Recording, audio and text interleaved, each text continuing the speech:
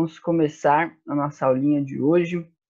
E eu queria começar falando com vocês um pouco sobre apresentação, né? Vocês que estavam até alguns meses atrás dentro da escola, dentro da sala de aula, já estavam acostumados quando tinha algum trabalho, né, para apresentação, né, para você ir lá, apresentar o seu seminário, né, colocar ali, expor ali o seu pensamento sobre aquele tema, expor ali o seu conhecimento sobre aquele assunto e ganhar a sua notinha, né? Afinal de contas, tudo que nós fazemos tem um objetivo. Então, vocês já sabem como é essa questão de ir apresentar em público lá na frente. Alguns se adaptam mais, alguns se adaptam menos, na verdade. Coloquei essa pergunta retórica aqui, mas na verdade todos nós aqui estamos adaptados a essa rotina de vez ou outra ter que apresentar algo, né? Principalmente para os outros colegas, né? Vocês aí que estavam na sala de aula tinham esse costume, né? Vez ou outra, alguma matéria, algum professor específico te pedia para você ir lá com o teu grupo e sempre tem aquele, né, que fala melhor, então vocês já combinam com antecedência ali, ó, quem que vai apresentar, quem que vai falar, ou se todo mundo vai falar, né, se cada um fala um pedacinho, e aí às vezes chega lá no dia e o fulano esqueceu de trazer a parte dele, né, para ajudar, mas isso é uma realidade nossa já, que a gente já entende bem, por isso eu queria falar sobre essa realidade para dar exemplos, para a gente chegar num conceito, num denominador comum. Olha só, apresentação, né? Geralmente a gente está acostumado a apresentar coisas, né? Apresentar temas, apresentar o nosso conhecimento sobre algo, ou aquilo que nós estamos construindo de conhecimento, né? Aquilo que você está estudando no momento. Existe nas faculdades muito disso também, né? O pessoal vai lá na frente, tem que apresentar o que sabe, tem que expor ali no ao vivo e a cores, né? O que ele sabe, o que ele aprendeu. E a mais temida, inclusive, é o TCC, né, cara? Agora, falando de faculdade, lembrei do meu TCC. Que dia terrível! Nossa, que dificuldade é você chegar lá sozinho, alone forever, e ter que mostrar o seu trabalho, expor ali aquilo que você estudou por meses, né? Aquilo que você fez lá, 30 páginas, exagero, mas acho que o meu chegou umas 20 e poucas. E assim, galera, e ter que explicar aquilo sendo, sabe, o rei da cocada ali, entendeu? Você tem que ser o cara que manja de tudo que você está dizendo. Aquilo é muito difícil. É muito difícil, é muito complicado, é difícil você olhar para a bancada ali, você olhar as pessoas te analisando, né? E essa é a maior dificuldade de apresentar, inclusive, é você ver outras pessoas pensando sobre o que você está falando. Mas pior, eu acho, que apresentar alguma coisa, algum tema, é apresentar alguém. Sabe por quê? Porque quando a gente tem que apresentar uma pessoa, quando a gente tem que apresentar um outro ser humano, aí a situação é mais complexa, né? Inclusive, a gente tem esse conceito acontecendo geralmente quando o pessoal faz amigo secreto, né? Ah, faz amigo secreto, aquela coisa assim, nossa, nós vamos fazer amigo secreto de chocolate, nós vamos fazer de presente. E aí chega a vez lá de você expor quem que é a pessoa que ninguém sabe que você tirou. E aí começa, não, ele é alto, ele tem cabelo, né? Tudo características físicas. Ou tem vezes que a galera, né, usa mais a cabeça ali e em vez de falar só características físicas, começa a falar características da personalidade, né? Começa a falar, não, uma pessoa muito animada, uma pessoa muito alegre, né? Uma pessoa que, nossa, tá sempre sorrindo, você já começa a pensar num par de gente, né? E sempre é um desafio, né? Convenhamos, é muito mais fácil apresentar algo do que apresentar alguém. E o duro também é quando você tem que apresentar alguém que você muito gosta para uma outra pessoa que nem sequer conhece. Já viu isso acontecer? Eu já vi. Né? Você tá lá, você tem um amigo assim que é seu best friend, entendeu? E você tem lá, sei lá, um parente teu, e esse teu amigo vai na sua casa a primeira vez. E aí você quer apresentar, né? Lógico.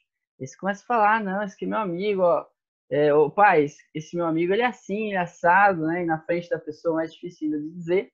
Mas a gente geralmente tem facilidade quando a pessoa não está junto conosco, né? De apresentar, de falar da pessoa, de expor como que ela é. O problema é que descrever um outro ser humano é uma das tarefas mais complexas que existe.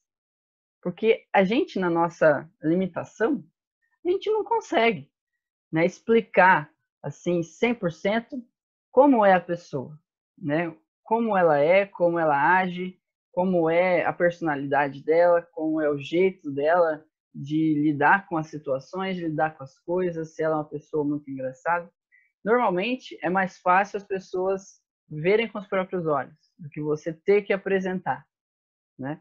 Porque o ser humano é algo muito complexo. Afinal de contas, ninguém vem com uma placa no pescoço, né? Escrita assim todas as suas características, suas qualidades, né? Os seus defeitos também, na real, na verdade, os defeitos é algo que quase ninguém sabe da nossa vida, né? E na realidade, se soubesse também, não iria expor isso, né? A gente espera, pelo menos. Então, quando a gente apresenta alguém, a gente mostra normalmente as qualidades, a gente mostra aquilo que nos chama a atenção, mas normalmente não é o suficiente para descrevê-lo, né? Geralmente apenas alguns detalhes de alguns aspectos que você consegue ver e outros ficam, né, ali então dispersos porque a gente não consegue relatar tudo.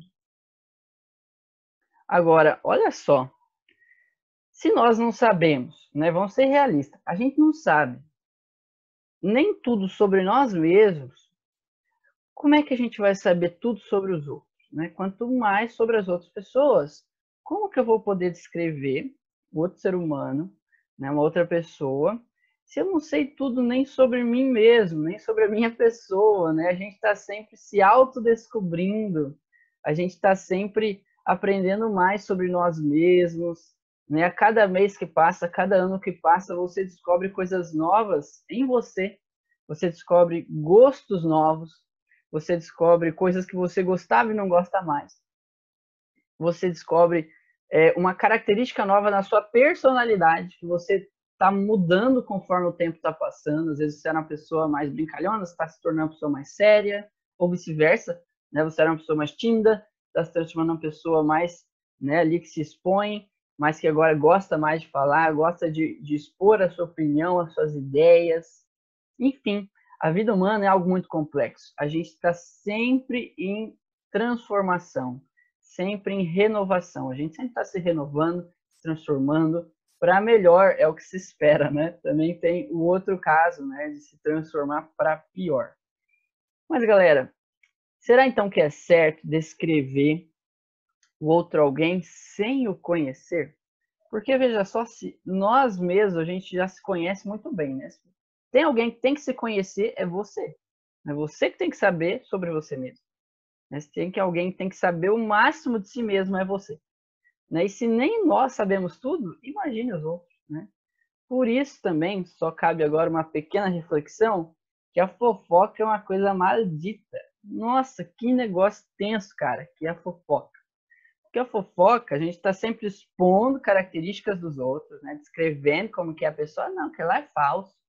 Ah, aquele lá é mimado. Ah, aquela lá só pensa em dinheiro. Ah, aquele lá só pensa em férias, em viajar. Ah, aquele lá só sabe jogar. Ah, aquele lá só fica o dia inteiro na rede social. Ou seja, a gente cria conceitos das pessoas, né, fechados, né, uma caixinha ali, não, eu vou colocar essa pessoa dentro dessa minha caixinha. Eu conheço só essa parte da vida dela, então eu vou defini-la como sendo isso, né? E, na realidade, às vezes até uma informação equivocada, às vezes é só uma perspectiva que você viu da pessoa em um dia da vida dela, sendo que a vida dela tem anos de existência. E a gente muda em cada dia a gente está de um jeito. Você acorda, tem dia que mal-humorado, você acorda, tem dia que otimamente humorado, tem dia que você acorda todo alegrão, né? Tem dia que você acorda assim que, meu Deus do céu, aquela semana está sendo um caos para você. Sei lá, você brigou com o seu melhor amigo, né? Aquele crush que você tava de olho, deu tudo errado. Você falou, nossa, que minha vida tá um caos, não tem sentido. E aí as coisas começam a ficar complicadas, né? E aí, naquele contexto, a pessoa pegou ali um pedaço da sua vida e começa a te julgar por aquilo. É muito injusto, galera. A fofoca é muito injusto quando a gente quer definir, delimitar um ser humano através de um pequeno aspecto da vida dele. Agora, quando a gente tem que apresentar alguém, normalmente, inclusive, né? Quando as pessoas são apresentadas, isso a gente vira e mexe, vê acontecendo, né? Chega lá uma pessoa na escola, né? Vai fazer lá um celebra para nós, por exemplo. Aí chega lá, né, o pastor Mateus, enfim, a Diri, vai apresentar a pessoa. Ah, esse aqui é fulano de tal, né? Ele é bombeiro, vamos supor, né? Trouxeram um bombeiro no dia do bombeiro. Ah, esse cara aqui é um bombeiro e tal, ele trabalha aqui, ó, né, na agência X aqui, na rua tal, ele tem uma experiência de vida fantástica, daí já começa a trazer os títulos da pessoa, né? Já começa a apresentar através do aspecto profissional, né? Mas é apenas alguns aspectos sobre a vida dessa pessoa, né? Eu dei um exemplo aqui, ó, por exemplo, vamos supor que chegasse um cara que ele vai apresentar para nós um projeto. Esse novo projeto dele tem o nome ali, ó, Novos Olhares, né? Novos olhares ali sobre a tecnologia, sobre as coisas que estão se modificando no mundo ali da informática, né? Afinal de contas, esse, eu dei um exemplo só, tá? É o Pedro, né? O Pedro Koch. Ele é designer de interiores e vamos supor que ele também seja arquiteto, PhD em engenharia da computação. Nossa, uau! Então ele vai dar uma palestra. A primeira coisa que as pessoas vão falar dele é a profissão dele, cara, entendeu? Vão trazer os títulos dele ali para dizer que ele está habilitado a abrir a boca e falar para nós. Pois é. E nessa apresentação você tem apenas alguns poucos aspectos da vida dele. Então, realmente, apresentar um outro ser humano é algo muito complexo, algo muito grandioso. Por que eu estou falando tudo isso? Já já você vai começar a entender, tá? Você fala, nossa, o professor tá meio louco hoje, velho. Tá falando só das outras pessoas, que tem a ver com a nossa matéria. Já já vão entender, as peças do quebra-cabeça já já vão se encaixando. Mas espera aí, gente, ó, se representar, né, apresentar o outro ser humano é difícil, é complexo, é dificuldade total, assim, nossa, meu, como é que eu vou apresentar a pessoa, né? Eu sei pouco da vida dela, né, e tal. Pois é. Agora, representar alguém, né? Apresentar é uma coisa, vamos lá, uma diferença aqui. Apresentar é uma coisa, representar é outra totalmente diferente. Então, vamos lá, representar já é outra ideia, outra coisa. E é bem mais difícil, ao meu ver, pelo menos, por isso que eu até coloquei a pergunta, né? Vocês não acham que é bem mais difícil você representar alguém do que você apresentar? Porque cá entre nós, ó, representar exige mais de nós, né? Se para apresentar a gente já tem que ter algumas informações, para você representar, você tem que ter muitas informações. Afinal de contas, na representatividade, você tem que colocar muitos elementos da vida daquela outra pessoa. Inclusive, a definição, né, de representação é a seguinte, a definição vai ser sempre o seguinte, é você ser a imagem de algo ou de alguém. Né? Até fui pesquisar ali e é isso mesmo, a definição de representação vai ser sempre essa, galera. Você ser a imagem de algo ou alguém. Então veja só, se você tem que ser a imagem de alguém, cara, isso é profundo, isso é difícil, né? Exige uma postura, né, que você demonstre ali que você é muito semelhante à pessoa. Até por isso que eu coloquei ali ó, a imagenzinha, né, de duas pessoas diferentes, né? Ela se vê no espelho da forma da outra pessoa, porque ela tem que representar uma outra pessoa. Né? Você é alguém, mas que tem que representar características de uma outra pessoa, por exemplo. E tem o caso de representar algo, né? Já que a definição da representatividade, da representação é algo ou alguém, e o algo a gente está mais acostumado até do que representar alguém. Quer ver? Vou te dar alguns exemplos, olha lá. Representatividade de algo, né? Nas profissões a gente tem muito disso, né? O representante comercial, então, tipo, no que ele faz, meu, ele tem que representar aquilo, entendeu? Na vida dele, ele tem que mostrar que aquilo é uma realidade. Então, se a pessoa é um cabeleireiro, vamos dar um exemplo aí, ó. O cara é um cabeleireiro, não é um cabeleireiro, nossa, palavra difícil, não? Ou uma moça que trabalha com isso. Meu, ela tem que representar a profissão dela, certo? Então, vamos supor que você está procurando ir, né, no salão, precisando ali dar um toque no cabelo. Nossa, o negócio tá grande, inclusive eu tô precisando também, já já vou. E assim, meu, você pensa assim, ó, vou entrar num cabeleireiro, só que é uma pessoa nova, eu não conheço o trabalho dele ainda e tal. Primeira coisa que você olha é o cabelo da pessoa, pode perceber. Você bate o olho no cabelo da pessoa e fala assim, sei não, hein? Ou você fala, gostei, né? se ele sabe cortar bem o dele, né? Você pensa assim, né? Você tem bom gosto, né? O cabelo dele é bonito e tal, né? Já está representando o trabalho dele, né? O cabelo dele é a propaganda dele, né? E de fato é, né? Você não cortaria, por exemplo, o cabelo no salão em que, né, o pessoal que trabalha lá, os profissionais, só o cabelo delas ali já te espanta, né? Você fala, nossa, meu amigo, não gostei, eu acho que se nem o delas tá bom, imagine o meu, né? Isso acontece no meio profissional, né? Quando você tem que representar algo, passar a imagem do que você faz, por exemplo, né? E toda empresa é assim, né? Elas exigem uma representatividade. É por isso que quando você pega para viajar, por exemplo, de busão, né? Você, não, vou viajar de ônibus dessa vez, vou economizar. Logicamente, na pandemia, isso não é uma realidade nossa, né? Mas vamos supor aí, quando o mundo estava tudo bem, né? Não, vou viajar de ônibus. Meu, até o motorista do ônibus usa gravata, cara. Até ele tem que, entendeu? Representar a empresa, né? Tá ali de social, fica com uma dó, porque realmente, né, deve ser muito cansativo para ele dirigir com aquele nó da gravata ali apertando a garganta. Mas até o pessoal que trabalha nas empresas, né, seja do ônibus que você faz viagens rodoviárias, quer seja na própria cidade, eles têm que ter uma representatividade. Um outro exemplo aí, ó, né? Você vai lá, sei lá, comprar um carro novo, né? O pessoal da sua família tá todo mundo animado, tal, nossa, vamos na concessionária porque o carro tá ficando velho e precisa trocar. Beleza, todo mundo gosta, né? Ou tem um lugar que o pessoal gosta de pisar é concessionária. Falar a verdade para você, coisa boa é você pisar numa concessionária, né? Aí começa a andar pelos pátios, aí tem aquela galera que parece turista, né? Vai entrando quanto é carro, parece que nunca viu na vida, né? Sou fã dessas coisas também. Você chega lá, nossa, vai entrando, ai que legal, nunca vi esse aqui por dentro, aquele lá também não.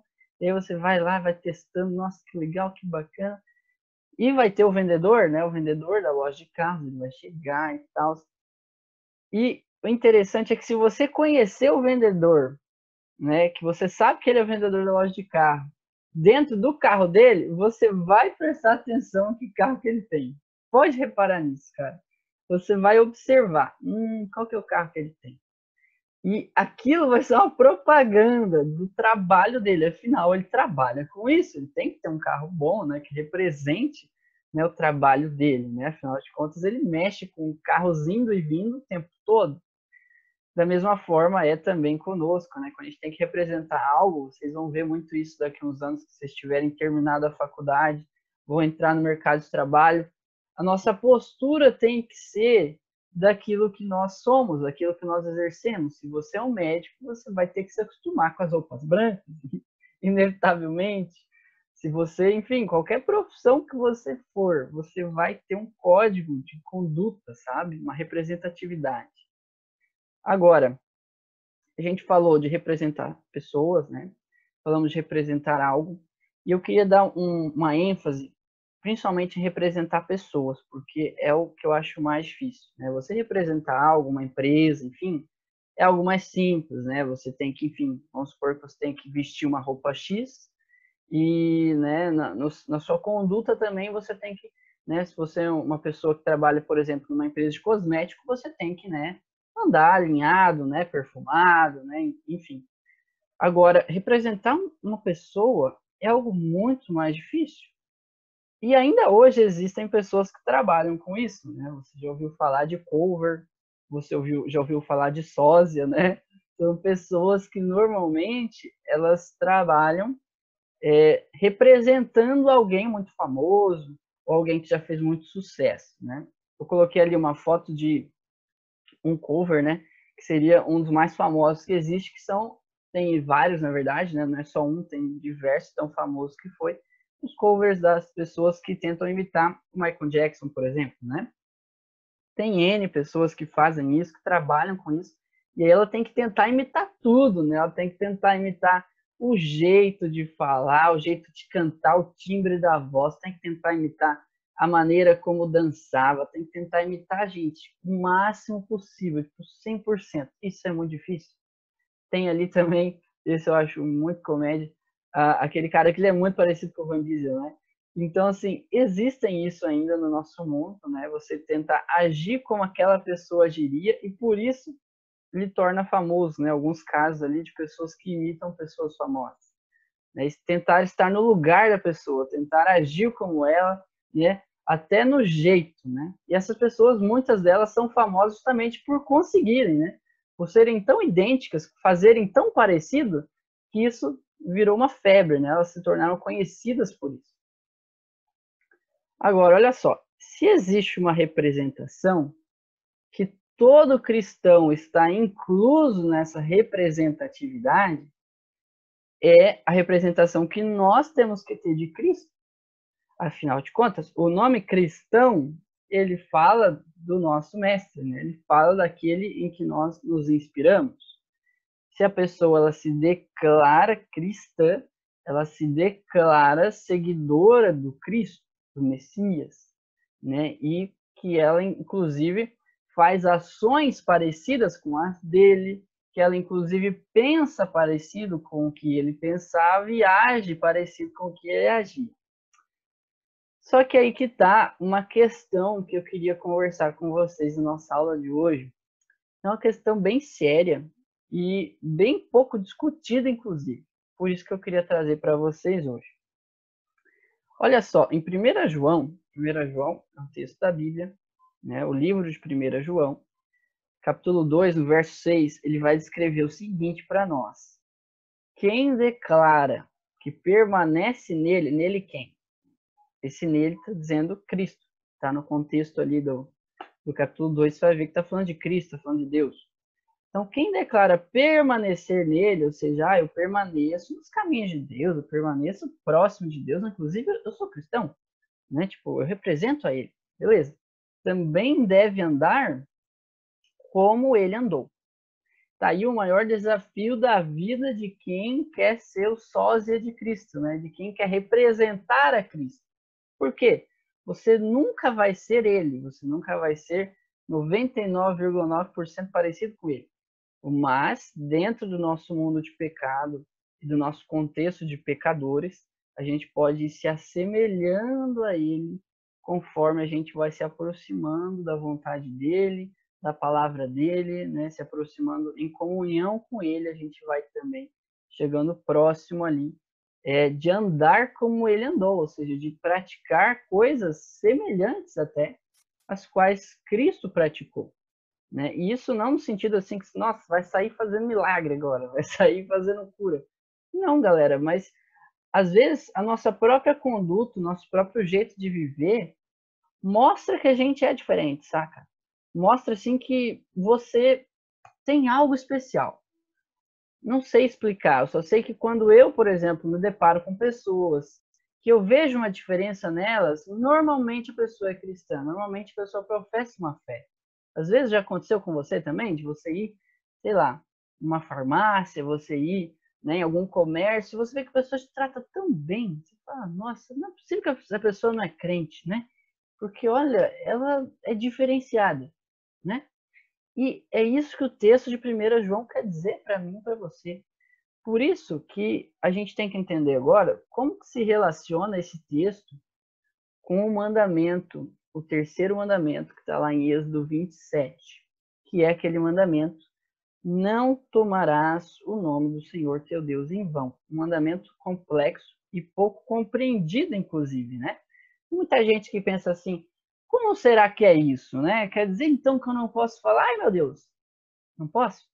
Estou pecando quando eu expresso, né, esses sentimentos, você se assusta, solta um, ai meu Deus, nossa, ai meu Deus, né? Sei lá, entra uma barata voando no teu quarto, você fala, nossa, já solta um, ai meu Deus, né? Enfim, N possibilidades, né, de você falar, né, o nome de Deus. E às vezes falar sem ter aquele, nossa, aquela motivação toda assim de que você está orando, né? Às vezes você só soltou ali.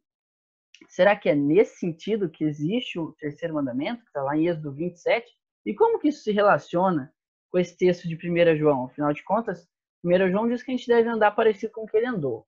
E lá no andamento diz que a gente não pode tomar o nome dele. E se a gente pensar que a gente é cristão, a gente sempre toma o nome dele, né? Tipo, afinal de contas, a gente se denomina acreditar nele. E na nossa vida, então, a nossa conduta pode também tornar o nome dele vão. Tipo, as pessoas que creem nele vão olhar para a nossa vida e vão descrer nele ou vão crer mais nele ainda? Será? Vamos ver o que vai aparecer aqui, ó, no próximo slide. Dá uma olhada nisso daqui, ó. Olá, meus amigos, tudo bem? Espero que vocês estejam bem sob a graça de Deus. Bem, vocês já sabem que esses dias nós estamos meditando em detalhes dos 10 mandamentos. E hoje eu chamo a sua atenção para Êxodo capítulo 20, versículo 7, o terceiro mandamento, que diz assim: Não tomarás o nome do Senhor teu Deus em vão, porque o Senhor não terá por inocente o que tomar o seu nome em vão. Bem, é claro que quando esse texto fala para não tomar o nome de Deus em vão, ele não está se referindo necessariamente ao nome em si de Deus, porque o nome de Deus é um tetagrama de 4 consoantes que não tem pronúncia. Seria YHWH. Quando a Bíblia fala do nome de Deus, nesse caso, está se referindo ao nome de cristão, ou seja, quando cada um de nós se diz cristão, é porque estamos tomando o nome de Cristo em nossa vida, como se fôssemos representantes de Cristo ou testemunhas de Cristo. Então, quando uma pessoa toma o nome de Cristo na sua vida, se diz cristão e não vive como tal, esse alguém está tomando o nome de Deus, o nome de Cristo, em vão, quando se dá um mau testemunho.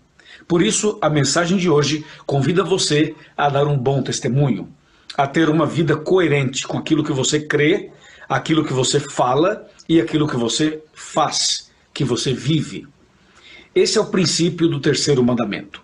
Por isso, Deus chama a nossa atenção para vivermos uma vida em conformidade com a sua palavra, exatamente o que diz Tiago capítulo 2, quando fala: assim falai e assim procedei.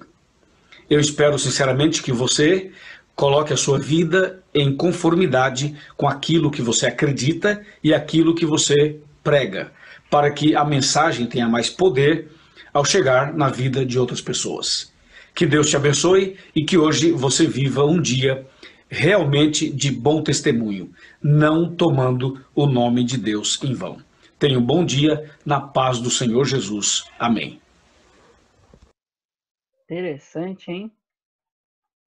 Interessante pensar nisso, porque assim, se você perceber bem, o cristão sempre está levando o nome de Cristo, né, na vida dele. E sabiamente existe o mandamento, então, de que quando a gente dá um mau testemunho, quando a gente se coloca numa posição de defender o nome de Cristo, não, eu confio em Cristo, eu acredito nele, né, eu sou cristão, mas eu dou um mau testemunho na minha vida, peraí, será que eu não estou pecando? Porque melhor era, então, eu dizer que eu não creio em Cristo do que eu ficar tanto enfatizando que eu creio e pregar com a minha vida, com as minhas ações, totalmente o contrário. Porque, afinal de contas, nós somos a propaganda de Deus, né? Então, olha só, todo cristão, só que uma coisa é importante lembrar, todo cristão se intitula voluntariamente, ou deveria pelo menos, né? Até por isso que existe o livre-arbítrio. O livre-arbítrio é isso, se você diz que você crê, porque você está se colocando na posição de crente, você está se colocando na posição de cristão. Você escolheu isso, então colhe as consequências. Quando vier o terceiro mandamento e diz assim, filho, você quer me representar? Ok, mas faça o seu melhor. Porque se a tua vida for totalmente incoerente, se a sua pregação sobre o meu nome for totalmente o oposto do que deveria ser, você está tomando meu nome em vão, né? Eu acho massa também, porque é uma escolha da pessoa e essa escolha precisa ser coerente, sabe? Da gente falar, não, sou cristão, então vou agir como tal, né? E também é importante lembrar que, olha só que interessante, já que essa foi a escolha da pessoa, ela precisa ser coerente, certo? E o que é a coerência, afinal de contas? Eu queria agora fazer você refletir até no português, na que é a coerência dentro do âmbito textual, porque diante disso a gente vai pegar referências para o que é a nossa coerência na vida espiritual também.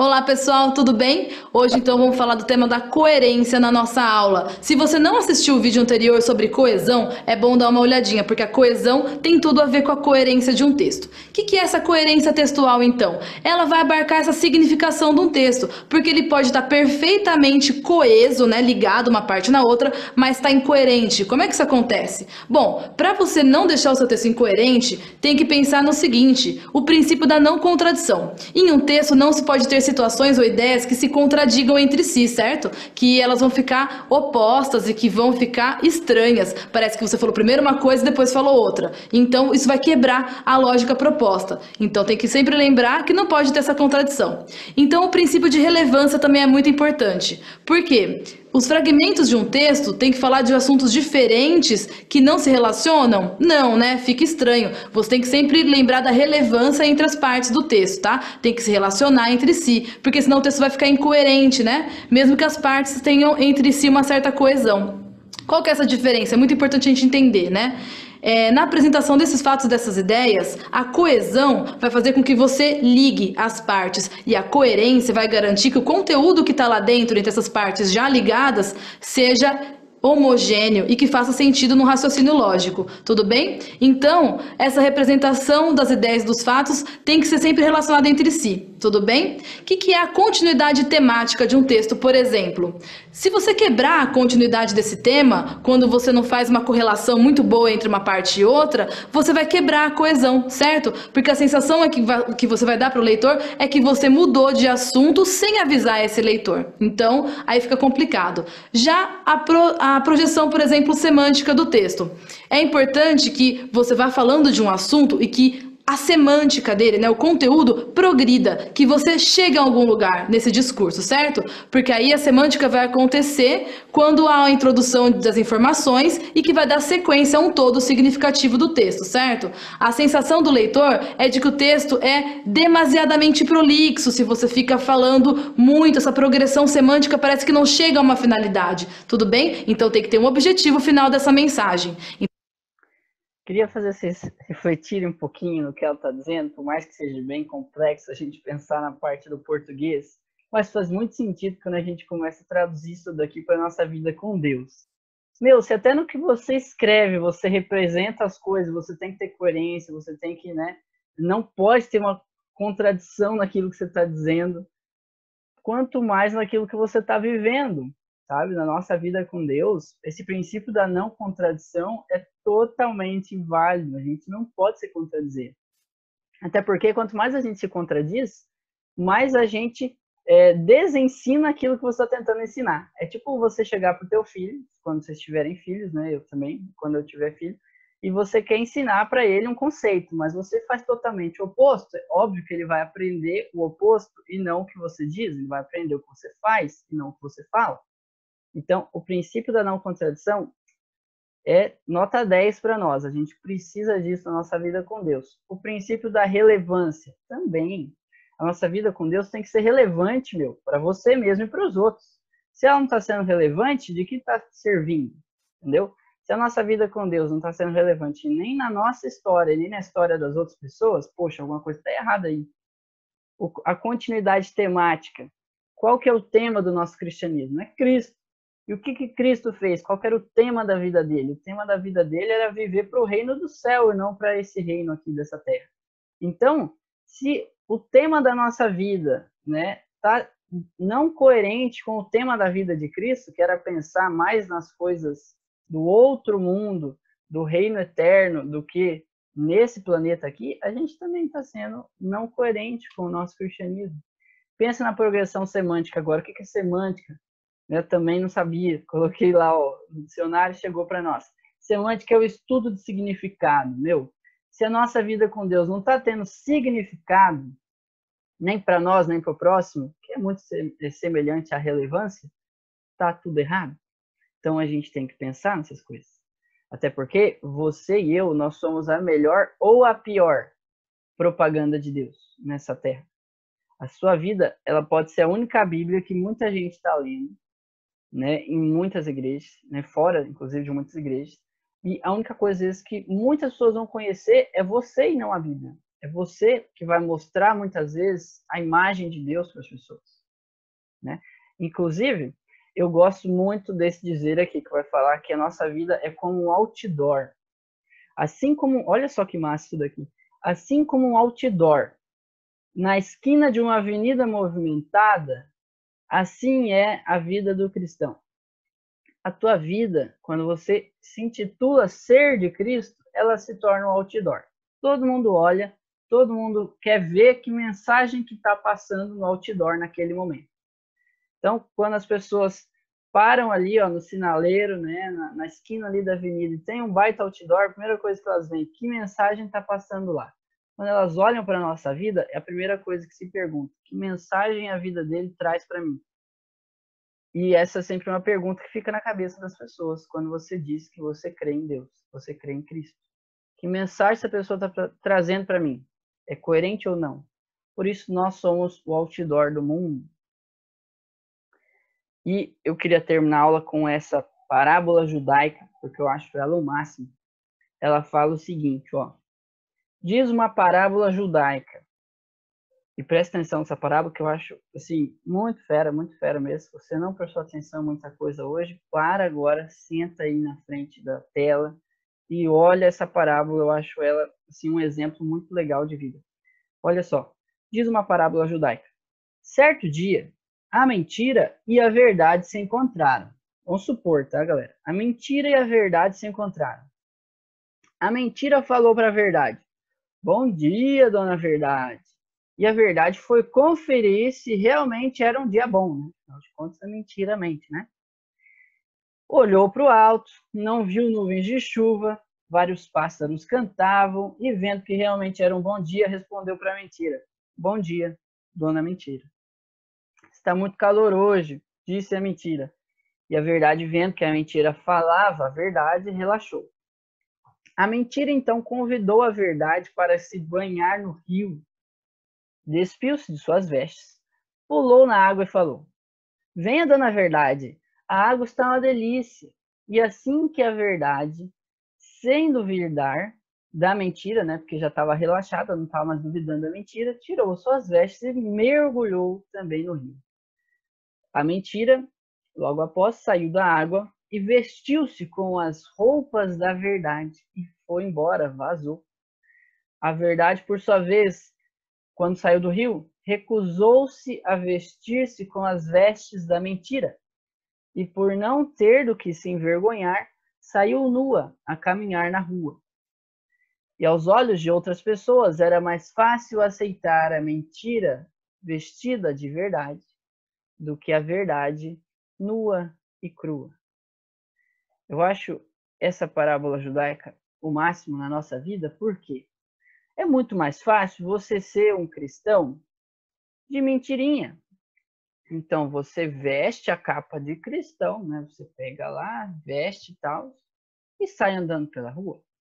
Afinal de contas, as pessoas, inclusive, acham mais fácil do que quando você é um cristão, assim, nato, sabe? Você quer que a sua vida seja uma mensagem nua e crua, uma mensagem pura, que as pessoas olhem para você e falem assim, nossa, né, tem meio exagerado aquele cara ali, né? Olha só, ele faz tudo certinho, meu. Ele se esforça para fazer as coisas certas, ele nunca mente, ele não, né, enfim, ele realmente, ele é coerente com o que ele faz, com o que ele prega, com o que ele fala. Sabe que hoje em dia o nosso mundo está aceitando muito mais fácil uma mentira vestida de verdade do que uma verdade nua e crua. Inclusive, as pessoas rejeitam aqueles que são realmente uma verdade inata, uma verdade que ela é para valer. Tanto é que a gente percebe cada vez mais que quanto mais as pessoas se aproximam de Cristo, como o próprio Cristo disse, vocês, em algum momento, serão perseguidos em meu nome. Isso quer dizer que, quando você é um cristão coerente, as pessoas olham para a sua vida e elas sentem inveja. Elas sentem assim, gente, cara, como é que aquele cara consegue fazer isso? Cara, como é que aquele cara consegue ser certinho no casamento dele? Como é que aquele cara consegue ser certinho nas coisas? E isso mostra para elas que elas estão erradas. Afinal de contas, você se torna um reflexo da lei de Deus. quando você está agindo certo e sempre tentando fazer o melhor no seu cristianismo, você se torna um reflexo de Deus, né? A imagem dele. E quando as pessoas olham para você, elas veem a imagem de Deus, elas veem que você está fazendo as coisas certas, coisas coerentes, elas se sentem mal porque elas veem que elas estão erradas. E aí você se torna um pouco não desejável. Então, queria que você refletisse nisso nesse dia de hoje. Queria que você pensasse um pouco sobre essa representação que a gente tem de Deus, que não é a coisa mais simples do planeta, a gente representar o nome dele, a gente querer ser dele e mostrar ele para o mundo, mas que vale muito a pena. Vale muito a pena, quanto mais perto de Deus a gente está, mais perto da felicidade, a gente está mais perto da vida, a gente está porque ele é a própria. Então, eu queria te convidar a pensar nisso, a pensar na coerência, a pensar no terceiro mandamento, né, de nossa vida não transformar a imagem de Deus em algo vão, algo que as pessoas olham para nós e falam, mas aquele lá é cristão? Sei não, hein? Então eu não quero ser cristão se eu for ser igual aquele cara. Entendem? Nós podemos ser a melhor ou o pior, a melhor ou a pior propaganda de Deus. Pense nisso no dia de hoje. Queria fazer uma oração com vocês antes da gente fechar essa aula. Vamos orar então. Santo Deus, amado Pai, obrigado por mais momento de reflexão, que a gente pôde pensar um pouco sobre o que significa o terceiro mandamento, o que significa não tomar o seu nome em vão, o que significa a gente realmente ser coerente na nossa vida com aquilo que a gente acredita, Pai. Mas, por favor, que o Senhor nos ajude, porque nós sempre iremos precisar da sua imensa ajuda. É o que eu te peço em nome de Jesus. Amém.